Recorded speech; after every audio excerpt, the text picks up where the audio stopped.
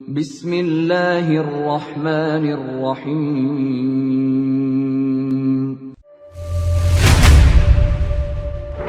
يا أيها الذين آمنوا ادخلوا في السلم كافة.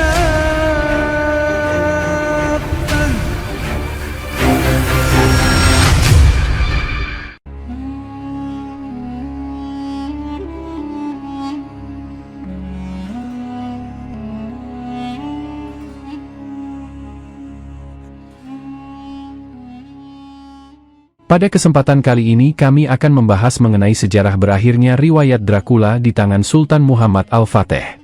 Apa yang Anda tahu tentang siapa itu Dracula? Mungkin Anda berkata ia adalah legenda vampire yang kehausan darah. Sosok, mayat hidup, yang takut bawang putih dan salib, menghisap darah mangsanya di leher dengan gigi taring seperti yang digambarkan dalam film-film barat. Sebelum itu, mari kita hayati kisah seorang tokoh yang mungkin namanya jarang didengari oleh generasi zaman sekarang. Pernah dengar nama Muhammad Al-Fateh? Beliau lahir pada 30 Maret 1432 di Andrianapolis yang terletak di kawasan sempadan Turki Bulgaria. Sejak kecil sudah diajar menguasai pelbagai cabang ilmu agama termasuk politik, seni perang, bela diri, tasawuf dan banyak lagi. Beliau mampu bertutur dalam 7 bahasa yaitu Arab, Turki, Grek, Hebrew, Pari, Latin dan Serbia, menggambarkan betapa tinggi tahap kecerdasannya. Muhammad Al-Fateh mula memangku jawatan sebagai pemerintah kerajaan Islam pada tahun 1444 sewaktu berusia 12 tahun. Pada usia 19 tahun, barulah beliau memegang jawatan khalifah secara rasmi, yakni pemerintah Empayar Turki Utsmaniyah ke-7 dan digelar sebagai Sultan Muhammad Al-Fateh. Pada zaman pemerintahan beliau, berlaku perluasan kuasa yang besar untuk Empayar Islam. Bahkan, tokoh inilah yang akhirnya berjaya menakluki kota Konstantinopel, ibu kota Empayar Bizantini yang sudah berusia 1,000 tahun. Penaklukan kota yang merupakan benteng utama Kristen Ortodoks ketika itu telah dinyatakan oleh Rasulullah dalam sebuah hadis berbunyi, kota Konstantinopel akan jatuh ke tangan Islam. Raja yang menaklukinya ialah sebaik-baik raja dan di bawah pimpinannya ialah sebaik-baik tentara, hadis riwayat Ahmad bin Hanbal. Rasulullah telah mengungkapkan sedemikian, yakni 800 tahun sebelum Sultan Muhammad Al-Fateh berjaya melaksanakannya. Sebelum itu, 11 misi ketenteraan menawan Konstantinopel dari era Khalifah Utsman bin Affan sehinggalah kepada kerajaan Utsmaniyah, Bapa Sultan Muhammad, gagal menawan kota purba itu.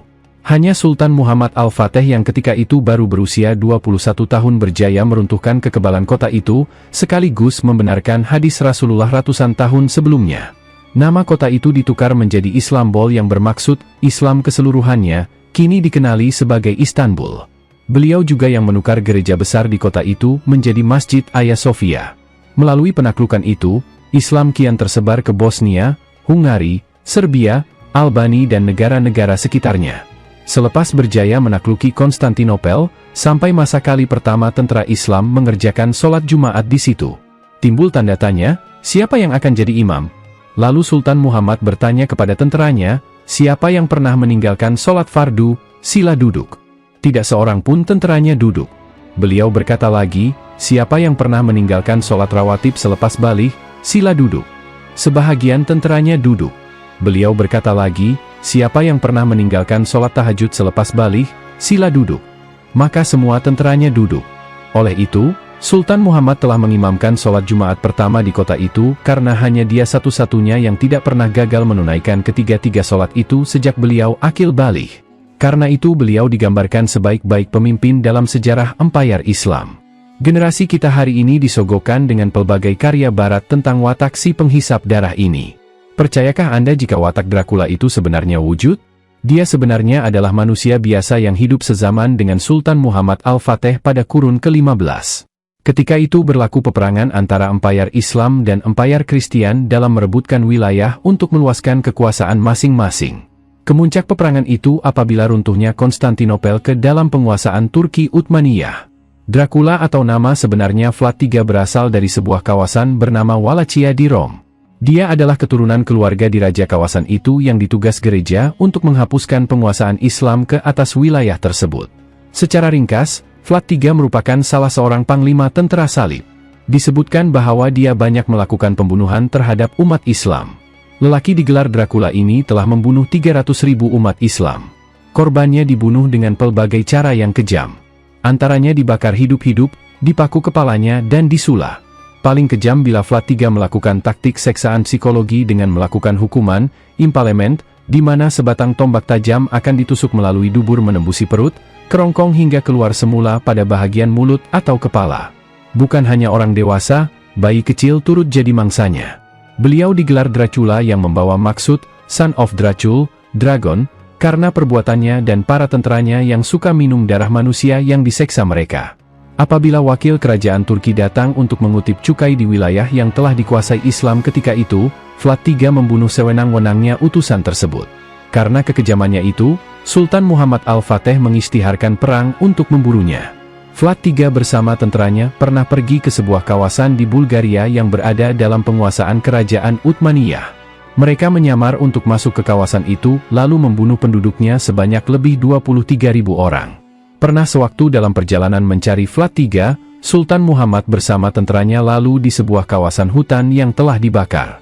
Di situ, mereka temui hampir 20.000 manusia yang dipacak dengan kayu di atas tanah, hukuman impalement.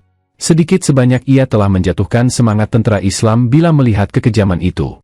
Hanya serangan besar-besaran ke atas Vlad III pada tahun 1476 berjaya menamatkan riwayat lelaki kejam itu. Vlad III akhirnya tewas di tangan Sultan Muhammad. Kepalanya dipenggal di tepi kawasan bernama Danua Snagov.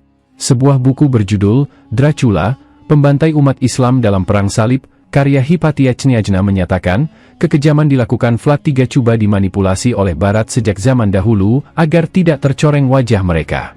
Sekejam manapun dia, Barat harus melindungi namanya karena ia salah seorang pahlawan mereka. Maka, untuk menyembunyikan sejarah sebenar hero kejam itu, maka diciptakan sebuah watak fiction bagi mengalih tumpuan dunia daripada fakta sebenar. Menurut penulisan Hypatia lagi, penggunaan simbol salib dalam karya fiction watak penghisap darah itu juga bersifat manipulasi. Simbol salib merupakan salah satu cara Barat menghapus sejarah pahlawan tentara Islam dalam perang salib, sebaliknya mengangkat kehebatan mereka. Bahkan diciptakan sinopsis kononnya Baratlah yang mampu mengalahkan Dracula, sekaligus menutup sejarah kehebatan peranan Sultan Muhammad Al-Fateh yang sebenarnya mengakhiri riwayat manusia kejam itu. Jadi, kini Anda tahu siapa Dracula yang sebenarnya. Ia tidak perlu ditembak dengan peluru perak, atau anak panah yang sudah dijampi, maupun menggunakan batang salib. Ia hanyalah manusia biasa yang pernah diburu satu ketika dulu karena melanggar perjanjian dan telah menyeksa ratusan ribu umat Islam. Sejak dahulu kita sudah biasa dihidangkan dengan karya-karya Barat yang bersifat propaganda dan memanipulasi sesuatu fakta, sehingga kan tokoh pahlawan Islam agung seperti Muhammad Al-Fateh yang turut digelar Mehmet the Conqueror digambarkan berlawanan sama sekali oleh mereka. Pernah tonton film Dracula Untold yang ditayangkan pada 2014? Film itu salah satu manipulasi Barat terhadap pahlawan Islam yang hebat ini. Tokoh yang disebut Rasulullah dalam film tersebut digambarkan sebagai manusia kejam, ditamatkan riwayatnya oleh Dracula. Loku. Sampai begitu sekali Barat memusingkan fakta karena tidak mahu menggambarkan kisah sebenar bahwa orang mereka yang sebenarnya kalah di tangan pemimpin Islam itu.